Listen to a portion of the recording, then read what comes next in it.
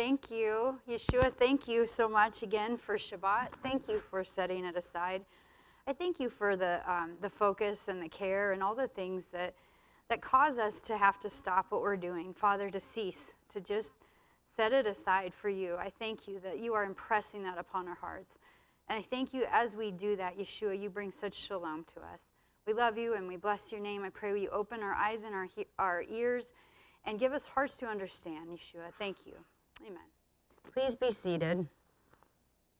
There's been a lot of prayers and just bold words spoken over the last few weeks for healing, for people. There's been some tragic things going on in this valley, and the Central High School, the wrestling team was in a car wreck, and I think one of theirs was lost.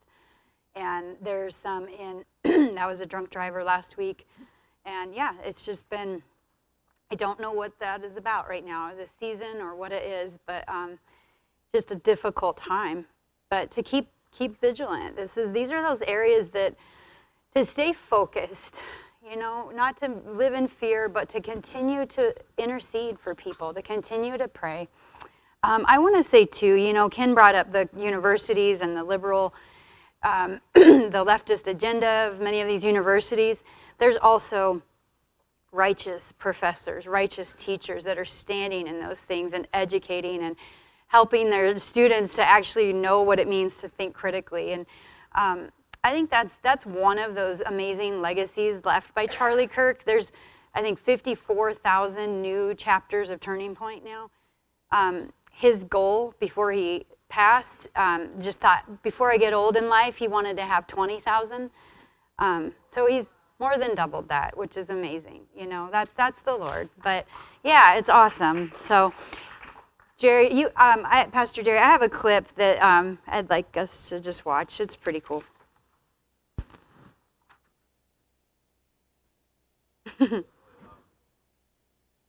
I know, it's okay.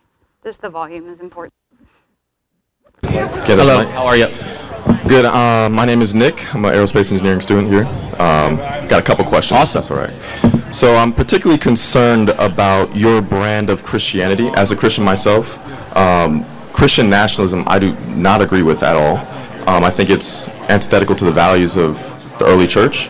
And I think, how do you reconcile especially white Christians in this America, marrying politics and power with their faith in this country? Well, there's a lot there. I've never described myself as a Christian nationalist.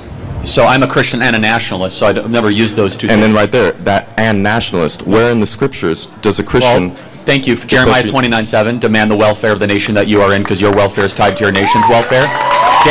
Let me continue. Daniel fasted and prayed for his nation. Esther and Mordecai cared for their nation. They were counsel to the king. Right. Nehemiah, Jeremiah, Joseph, Jacob. I could keep on going. Moses, Aaron. In fact, Moses was so political that he wrote an entire book of the Torah all about how to set up a government. It's the book of Deuteronomy. So, in fact, the Bible is an explicitly political text amongst many other things. Now, can we interpret those texts in the light of the revelation of Christ? Because you just cited all Old Testament texts, but you have not once cited St. Paul. Okay, yeah. If you want me to also, by the way, just so we are St. Paul about the kingdom of heaven and the government.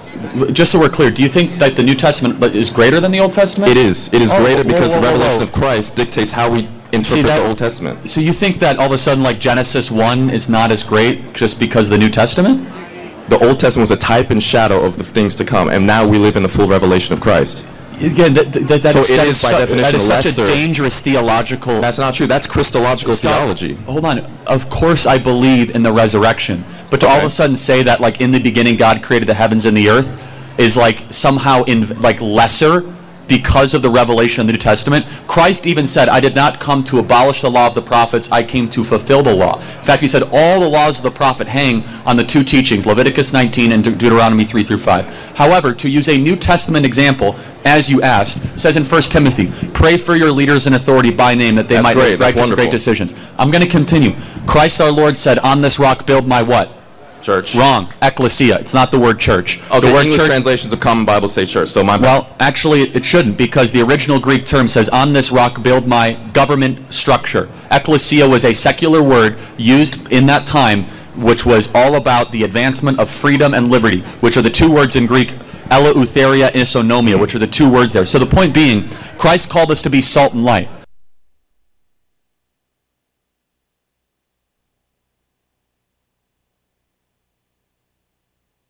There's so many things in that were just incredible.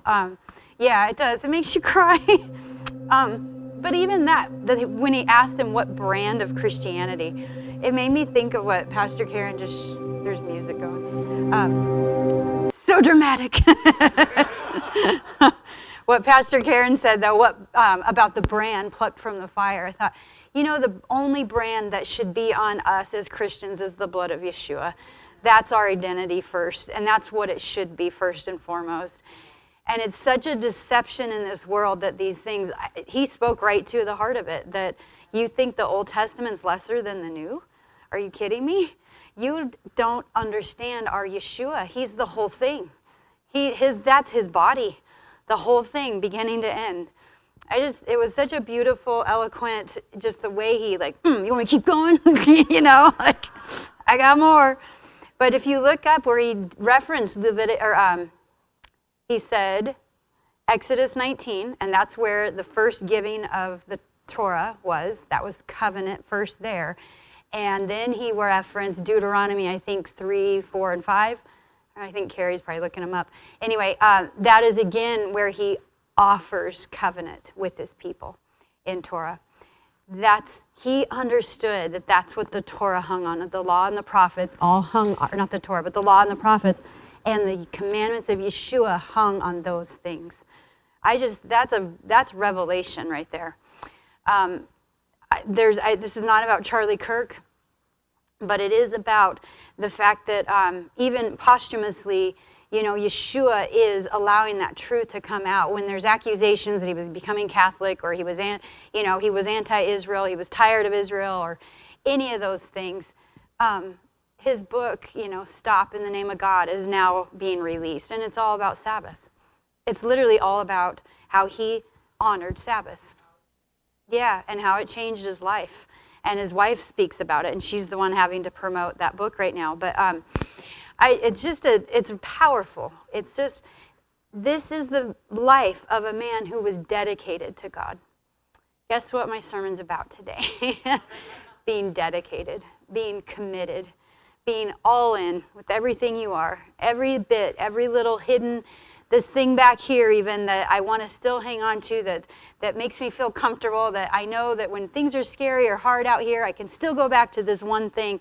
Yeshua, even that, he's saying, I would love for you to submit that one to me too. I want to know that I have your whole heart. So just as a quick review, so ears to hear, we've been talking about discipleship. Do we have ears to hear? If that's the first thing that brings us into that alignment, that shofar of Yeshua, that last trump. We talked about wisdom last week and discipleship and how important that is to have someone who's walked before you in these things so that you don't have to walk the detour again, so that you don't have to go through loss in your life, that you can gain because you have wisdom, and how important that is. And then we also have been reviewing on what it is to be a disciple. A student who, a talmid is the Hebrew word, talmidim, we hear that a lot as the plural. But it's a student who attaches himself to a rabbi in order to learn how to live the Torah, not merely to study it academically. When Yeshua said, call no man rabbi, because of the intimate relationship that a student had with his rabbi, it was like, if you say that's the gospel truth, Rabbi, then it is. That's what Yeshua was coming against. Don't let that, you still need to test. You still need to have these things. And it even that, like that relationship was a very intimate one, and it was a beautiful thing to have. But he brought that greater understanding, fulfilling the Torah, the greater understanding of what it meant to walk as a student, as a talmid. So discipleship is to develop an intimate relationship with God through Christ rather than just learning about him. Okay, I've learned about, when Jerry and I were first getting to know each other through eHarmony, okay, I was learning about him. I saw his statistics, we had emailed a few times. And then we started to get to know each other. And that's the difference. I think a lot of people stop at that. Well, these things sound really good, and then this is my life. And then occasionally I'm like, Lord, help me over here, you know. But the difference is turning into this culture. So like trying out Passover one time. I've had people do that, and they're like, that was so cool, thank you. I probably won't come next time, but I got to do it. Okay, as opposed to, wow, that was what I've been missing. That's what I realized. That's Yeshua. Oh my gosh, I thought it was a Jewish thing. How about learning about the tabernacle instead of understanding that it is a picture of the Spirit of Yahweh dwelling within us? These things are about our inheritance that we didn't realize was stolen. So, oh no, there were two, I made changes last night and not everything took. It's fine, we'll go with it. We'll roll with it, let's see how it happens. They imitated the master. This is what a Talmud would do. They literally would walk as the master walked, as their rabbi walked. They would try to walk like them. They would even talk, and they would use the same mannerisms when they were learning because they were striving to emulate them so deeply, and even would eat the same things. It's crazy, right? It's that thought. But put that in the perspective of Yeshua, that we would want to do those things just as he did. And we know, and it was really cool. I got to have coffee with someone yesterday that she just wanted to meet with me. There was not really any, she just said, the Lord put your name in my mind, and so we met, and we ended up talking all about Torah. And I just said, why wouldn't we want to live like Yeshua lived? And I said, it's a lie from the enemy that the Torah was done away with. And we call it law, but that's also a mistranslation. It was his instruction, and it's his love. And she said, yeah, I know, that makes sense. Like it just clicked for her. And it was just a beautiful interaction. I thought, man, that's how it should be. But we have so much indoctrination on us. We have so much that we've inherited from, centuries ago, from forefathers that wanted to separate us out from Jewish culture in every way, that now it's super foreign to us. But if you think about it, in the 1st, 2nd, and 3rd centuries, Passover would have been the thing you were doing. Feast of Tabernacles, Christmas would have been foreign. Christmas would have been the thing that, oh, why are you doing that? I don't see that in the scriptures. That would have been a foreign thing. Instead, we have it so flip-flopped now that we're here in this time. So what are we currently disciples of? We talked about this last week. Jerry, you might have to get ready to pull up the correct slide if this is not the one. Okay, so far it's good. So these are some of the ones we've talked about, where today we're on commitment and dedication. And it's perfect because how many know what the Hebrew word for Hanukkah, what the Hebrew definition is for that word? Dedication, that's right. We're in a season of dedication. Rededication is a better way to put it too. So, all these things are old. Okay, no, that's not old. Okay, so the word for commit is galal, and it means to roll. And this is I have struggled with this one. I didn't realize how literal I am at times until I started studying this word. And the word for commit is to roll. It's like, what does that doesn't make sense. Why? Why is that So the concrete example, when all the herds gathered there, they would roll away the stone, this is out of Genesis 29, from the mouth of the well and water the flocks, and put the stone back in its place over the mouth of the well. Okay, so they just literally would roll the stone away. But then you have it used abstractly, rely on Yahweh. That's the same word. Rely on Yahweh. Let him deliver him. Let him rescue him, since he delights in him, out of Psalms 22:8. So that word to roll, I was like, Lord, just show me what that means. And I meant to bring up like a rock. But if you think about what it is to roll something over, if you were to roll your life over, you have this side of your life, what you've always walked in, what you know to be true, and then you learn something over here. And you think, gosh, Do I really want to roll my life into that? Rolling over is a complete 180. It's a complete difference. It is not how I used to be in any way. And he will have you pull things because God uses every bit, every experience, every bad thing we've gone through, every shameful thing we've done. He uses all those things, but he uses them for good. So don't think that your old life meant nothing and it was a waste of time. It means you might just have a spicier testimony. But it also might mean that you know how to walk that out with mercy and love because you've walked through it too. So to roll over too, it is that same concept of attaching yourself to that culture. It's just, yeah. God give you a revelation on it. So it's commitment, that word commitment in the Hebrew, and it is more of a dedication. It's more than just fulfilling an obligation. It's about devotion. And devotion is shown through a heartfelt love and desire for something. If you're devoted to your dogs, right? You're devoted to your spouse. I know. You're devoted to your children, your parents, whatever it is. The things that you show that heartfelt love and desire for. How many of you feel that heartfelt love and desire for Yeshua? Hopefully everybody in here, right? Hopefully you feel that devotion, that we should have that for our God. It is more than that, though, that this commitment part that God is emphasizing, that Yeshua emphasizes every single time he spoke. It was this commitment to his lifestyle. Yeshua invited us to enter into his lifestyle, to emulate the rabbi, to influence our decisions, to present our bodies as a living sacrifice, holy, acceptable to God, which is our spiritual service.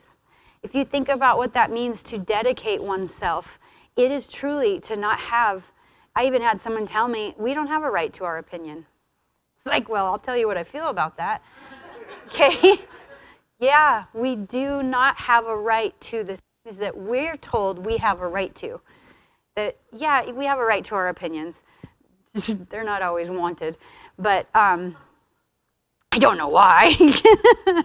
But anyway, that is that idea, though, that our lives are not our own. That we are to be a living sacrifice. And I know the Lord, he sobers my mind at this time, and I don't, he takes you through these things. You know, Dusty shared, that's the mom of Wesley. She lost her wedding ring in the hospital a few days ago, like a week ago, I know. And looked everywhere, asked, the room gets there at Ronald McDonald House, it gets cleaned like twice a day. Asked the cleaners, nobody had seen it, and just really was asking the Lord about it. And sure enough, it showed up, and they gave it back to her. And she just said, the Lord is teaching me about covenant, and that he is faithful to the covenant. I also lost my wedding ring a week ago. Yeah, and I have not been able to find it, so I'm wearing a different wedding ring, not from a man. Let me explain. When I was 18 years old, it was really cool. We lived in Hotchkiss, and on my 18th birthday, I just saw something shiny in the dirt, and I found it, and it was this ring, and it has initials, and it says 1935, and it fit my finger, and I have pretty small fingers, so it's kind of cool. Anyway, so I'm wearing that right now, and I'm asking the Lord, where is my wedding band? And normally, when I ask, he shows me stuff almost immediately. But what I felt is like he's teaching me about that covenant again and that dedication, rededicating things, and that I do believe it'll come up, it'll turn up. I know it's somewhere in our house. Hopefully a dog didn't eat it, but it'll turn up too if they did. But just not in the way you'd want. So anyway, I even looked in the Roomba, dustbin. It's not there. So. But I know that those are, God is he does object lessons. He's the author, the originator of object lessons, right? So there's something in that about that time, but he sobers me in this season. Not that I'm crazy throughout, but there's it's a deeper calling in this time. I loved what you shared today, Pat, when you were teaching dance too. Those steps are meaningful. That's the revelation that God showed Pat about those steps, and it's meaningful. it's more than just walking through the steps, right? It's I'm worshiping. I'm walking through covenant with you as I'm doing these things. So we are learning what it means to be dead to self. And it's a terrible thing to want to have to do that. It really is. Nobody wants that, you know? It's not exciting. It's not inviting. I don't want to have to, whatever. I don't want to have to circumcise my flesh. It's not fun. And it often feels scary too. However, look at the influence and the life and the powerful kingdom testimony that Charlie Kirk had, because this was a man that I believe understood that. If you listen to just how he talked about his life and the dedication he had to the Lord, the amount of books he said he'd read in a year, and how many was it again? 100. 100 books in a year. And those things, the way that he could recall scripture like that, it's because he was dedicated to God. He didn't spend his time on worthless things. And it's convicting to me. I spend my time on worthless things a lot, you know. I mean, I don't know if it's a lot, but whatever. It's more than it should be. And those are areas that I know the Lord is circumcising just a little bit more at this time. Romans 12:1 says, I urge you, therefore, brothers and sisters, by the mercies of God, to present your bodies as a living sacrifice, meaning we are giving it up daily, holy, acceptable to God, which is your spiritual service. Holy means set apart. It means you don't look and act like everyone else. And even if you dress the same and you talk the same, but you have that mark of God on you, there is going to always be a little bit of difference there. And you're going to be persecuted too. So if you want to be persecuted more, be more dedicated to God. But you know, you will be persecuted more, but you'll be buffered more too. And it goes hand in hand. He protects, he guards, he's that shield about us. He really is. But it is that living sacrifice that he wants us to continue offering up to him. That word dedication, it does come from the word Hanukkah. Hanukkah, let's hear it. That's right, good. Derived from the verb root Hanak, meaning to train or inaugurate. We're going to have Hanok Young come in January, and I believe that's a derivation or this is part of that too. His name means dedicate. What's happening? I'm getting so loud. Okay. Look at that word, though. To dedicate means to be trained. It means to be discipled, maybe. That's kind of the same. I think that's pretty cool. Why at this time is it called a season of dedication? Because next week we're going to go more into the story of what happened with the Maccabees. And why does Beit Lechem celebrate Hanukkah? Because every time Yeshua delivers his people, we're going to celebrate it here. And we're going to eat. Because that's what we do, right? We celebrate and we eat. And we say, thank you, Yahweh, for your provision. Thank you for protecting and bringing our people through these horrible atrocities. But Hanukkah, it was that season. So it's that time frame. It comes between, in those 400 years, those intertestamental period that we say when God was quiet, that's when this story took place, like 165 BC in that area. The Seleucid Empire, the Greeks came in and they took out the temple. They went in, poured pig's blood on everything, took over. I mean, it was a gradual thing, and we'll go into more of that. I'm just giving you the summary right now quickly. But essentially, just defiled the entire temple. They could not do their temple service in that time, slaughtered many, many people, many Jews, especially those that would not submit. And just, all you have to do is just become part of our Greek culture. They were given that opportunity over and over, just a little bit of a ham sandwich. It's not a big thing, you know. At least you'll live. And they literally tested them with these little things, and they were slaughtered for those things. So Hanukkah was that time when they came back in, cleansed the temple, and they were able to light the menorahs again and have temple service again. And that the miracle, it's legend, I don't know if it actually happened, but they found one vial of oil that had not been defiled, and normally it would have only lasted like a day, I think, is that right? Instead, it lasted the whole 8 days. So The other thought is that this was a time that they would have been, it was actually, they wanted to celebrate Feast of Tabernacles, and they just couldn't because they didn't have the temple. And so they actually got to celebrate it then.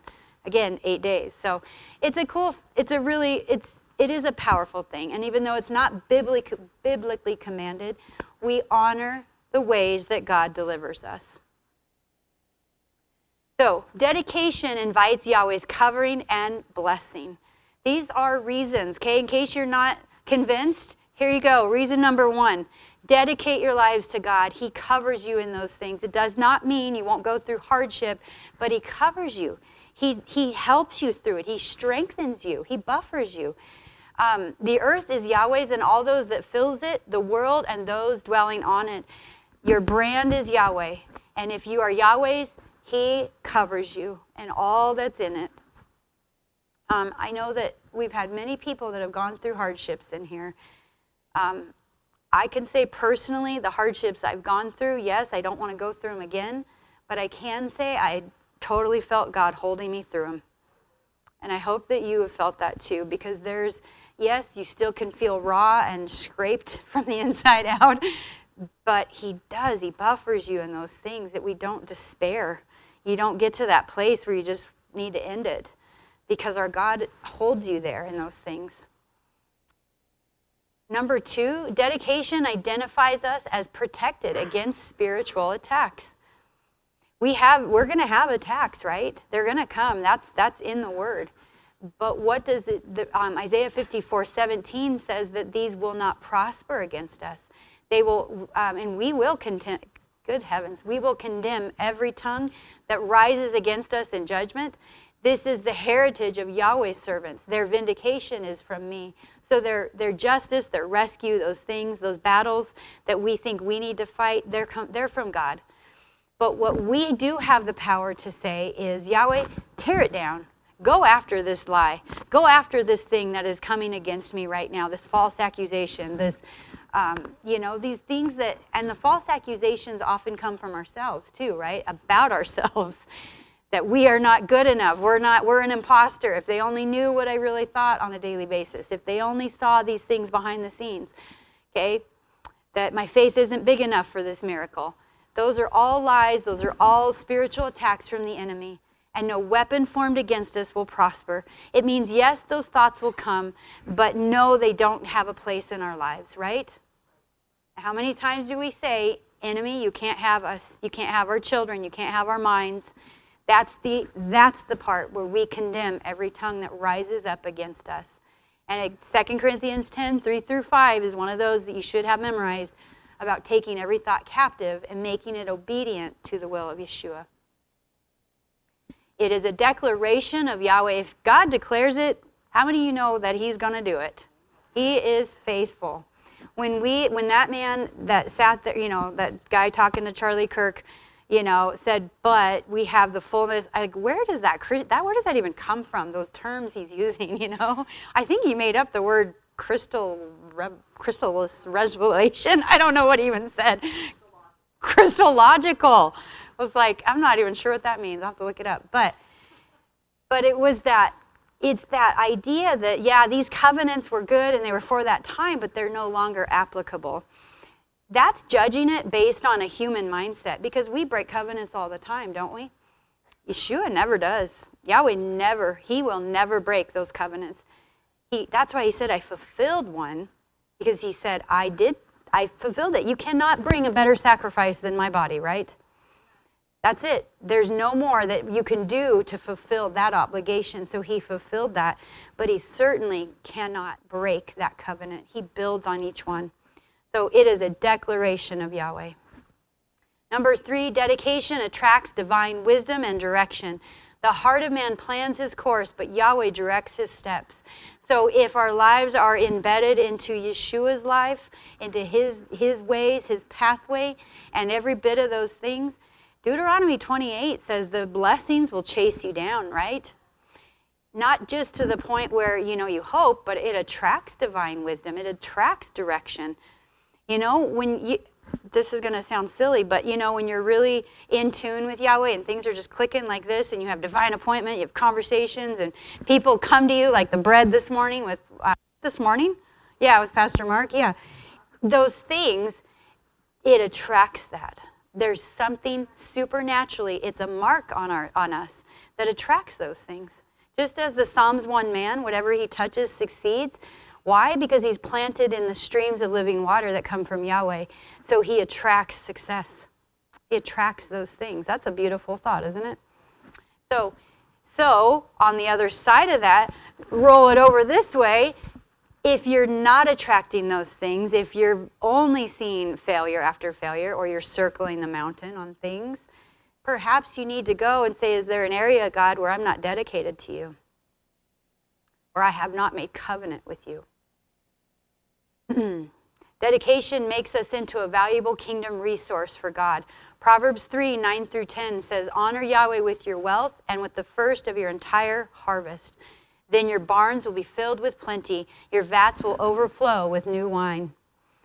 This is not against anybody that's not overflowing with these things, but that ability to have enough, not just enough, but abundance. That you have enough to give others.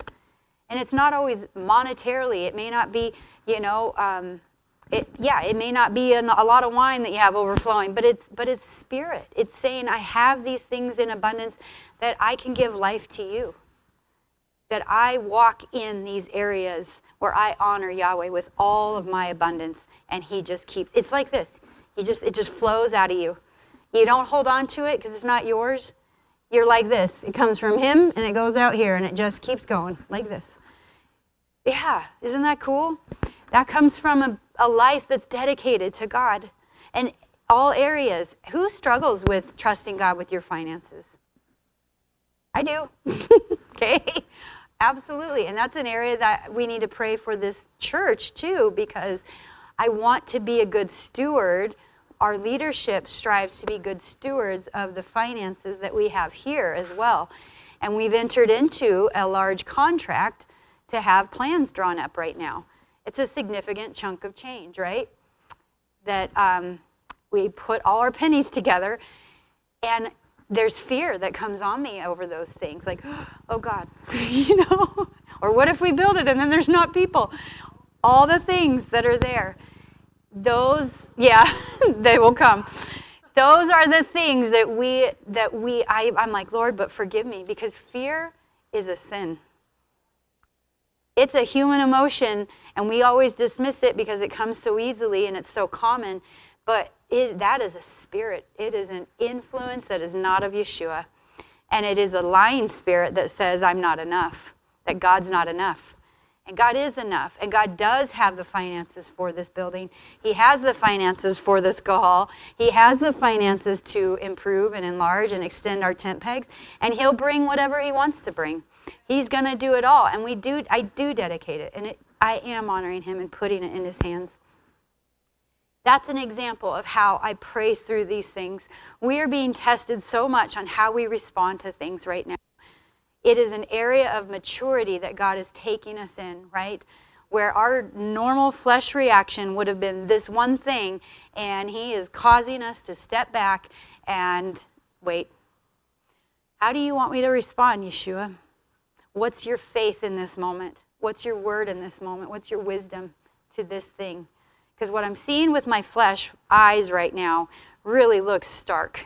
It really looks bad. But I want to walk by faith, so show me how to do that. And that's in the little things too. That's not in just the big miraculous things. That's in the little things. That, man, I'm about ready to blow my top at work right now. I can't handle one more customer that comes in and looks at me sideways. Something like that. It's that, but Yahweh, I want to do things differently. I want to change patterns. How many know changing your patterns is probably the hardest thing you'll ever do in your life? Yep. Especially breaking generational curses. It's a challenge. And the other thing, okay, because I can speak from experience now that I'm 50, I can say, because I have so much wisdom now, but when I've walked through things, that we talk about it all the time. You're going to go through a hardship. Okay, yeah, and I'm going to be so strong. And then the hardship comes, and it is not at all what you thought it was going to look like. And it hits you, it knocks the wind out of you when you thought you were going to be up and punching back. And your teeth feel like they got knocked out and all the things. And you go, God, this isn't what I meant. That's not what I was thinking. How many can say that? You know exactly what I'm talking about right now. Yeah, that's when we have to grab hold and meditate on the testimonies of those that have walked through those things well. That's out of Psalms 89, Psalm 119, verse 89. Meditate on my testimonies. The testimonies are you guys. It's the words of the saints. The people that have said, oh, I did that once. It was horrible. But I lived. And I lived well through it. Right? I had back pain once that I thought was going to cripple me. And now I'm walking without a cane. Right? That's right. And now you give that to somebody else. That is your testimony. You meditate on those things. There's so many things negative that we could meditate on.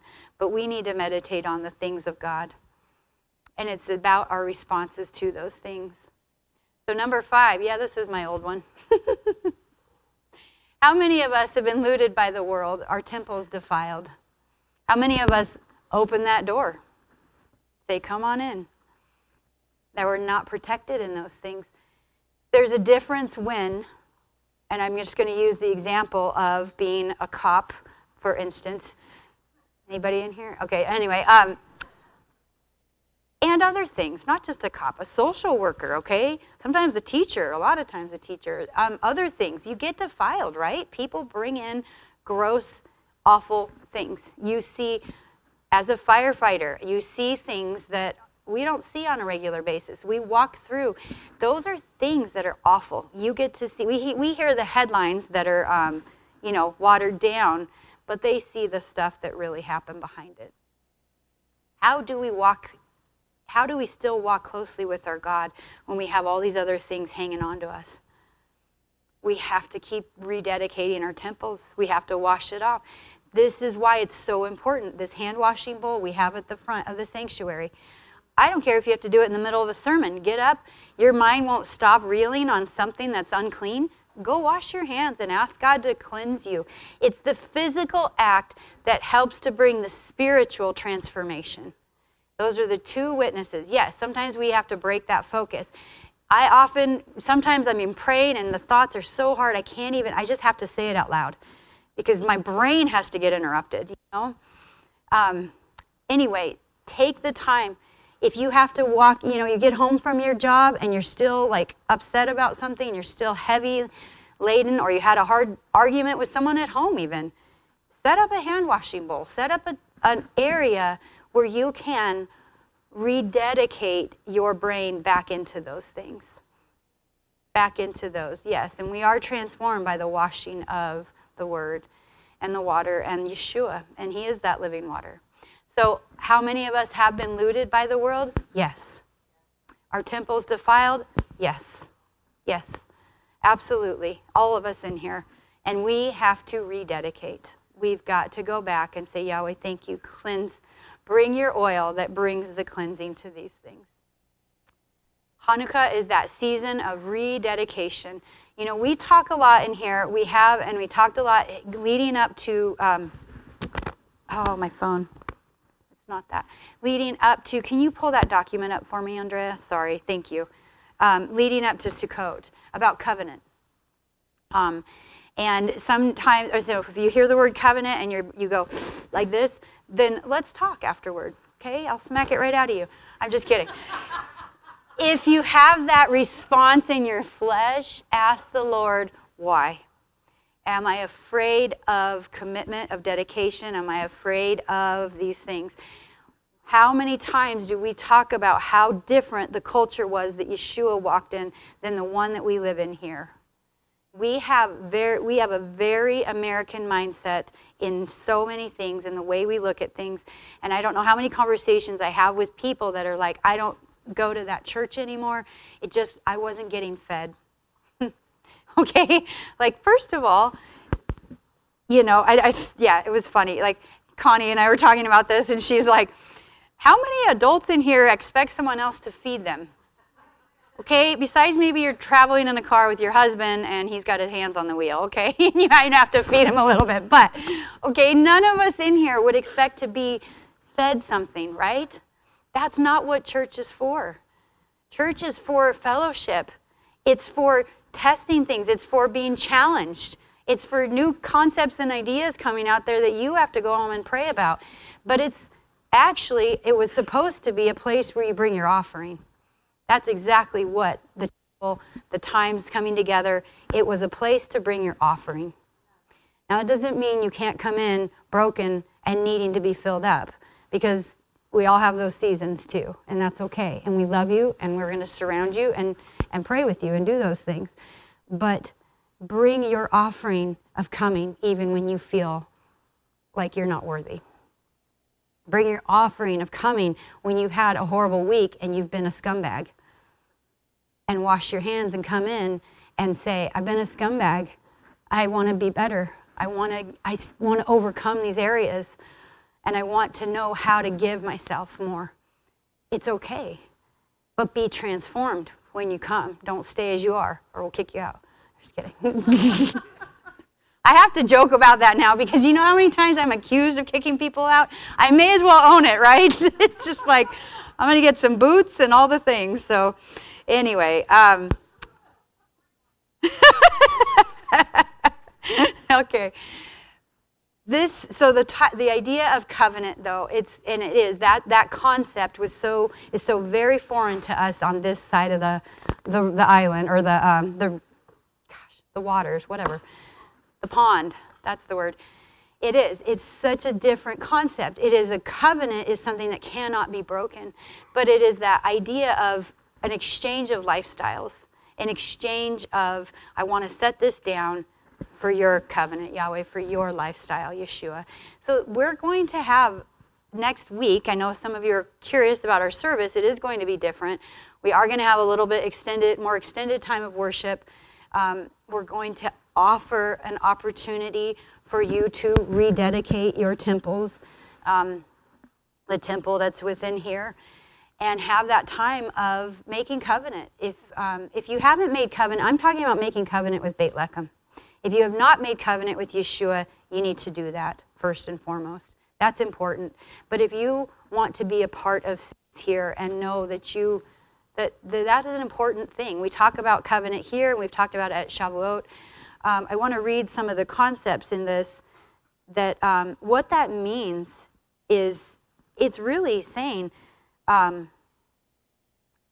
I want to be a part of Beit Lechem, that when we have things and we know, Stumo, we know you're solid. You've committed. You've made covenant with this church, Steve and Sue. We call them Stumo. That they are a part of things. We know that they're in that. They're in that. What? Yes, they're in that group. It allows us that opportunity. I mean, we are discipling with some of the couples in here too. It gives us that opportunity to speak into each other, into each other's lives. That if they have things that they need to bring to us, that is more of an area of access too, because they're solid. We've made that agreement together. I'm reading this because we've typed up some things here that are said better than I am. Provide community, discipleship. This is what the church provides: community, discipleship, and opportunities to serve. I can't use people that I don't know if they're committed here, right? I mean, on a practical level. Walk with me through every season of life. You know, we have someone that goes, we'll visit you in the hospital. I'm not saying we're not gonna if you don't make covenant, but I'm just saying that these are things that it's part of saying I want to be a part of the family. That's a powerful thing, right, to think about. So I'm going to ask you to test that and pray about it. And if you have more questions about it, please come and talk to me individually afterward, and we can talk through it a little bit better. But it's just saying I want to go deeper in these things. So I think that we are on our last bit. Dedication is more than a ceremony. It's a commitment. It's a surrender, and it's an alignment with God's purpose. And in Scripture, dedication always involves returning to God what already belongs to him. We already belong to him, and we're just returning it back to him. It's sort of like that tithe, that first fruit offering. It's already his. We just need to make sure we designate it back to him. We were born his. We need to make sure we dedicate our lives back to him. I think we're at the end. Yes, you did. Yep. Oh, you can go back. That was the last slide. Yes. Go back. Please. Thank you. Go back. All right. Please stand.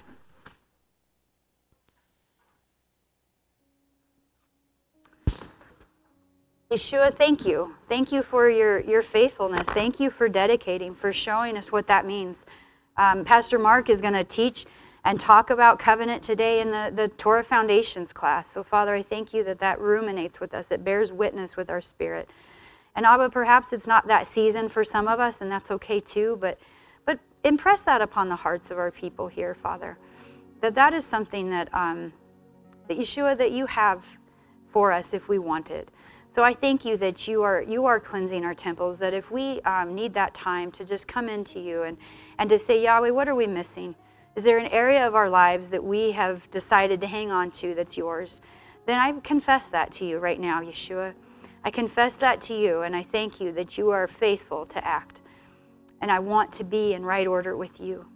So I thank you for that, Father, and I thank you for this season.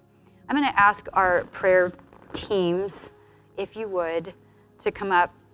And if you are wanting prayer for this area, rededicating your lives, doesn't mean you walked away from Yeshua. It means these areas that I want to dedicate back to Yahweh that I haven't. Then please come up and have prayer with our prayer teams. So, and also, Father, I thank you for the time of fellowship together, the meal, the way you provide for us, how faithful you are. What a good Father. I love you, Abba. I thank you. I thank you for the healing. I thank you for these things that that what you decide to do with all these things we're praying for, Yeshua, that we surrender to you. We submit them to you. But we know that you are the God of miracles, and we know that you can heal Wesley's brain. We know you can heal, that you can be in the midst, that you can heal broken hearts, that you can break addictions, Father, that you can break old patterns. Addictions to our cycles, Father, not drugs and alcohol even, but just to the cycles that we get trapped in. Father, even at the age of 70 or at the age of 60 or 80, Father, you can break these things. So I thank you that you are teaching us new habits, new ways, as we surrender and we submit these things to you. So, Father, I thank you, and we just submit these, and we love you, Abba. We love you. Amen.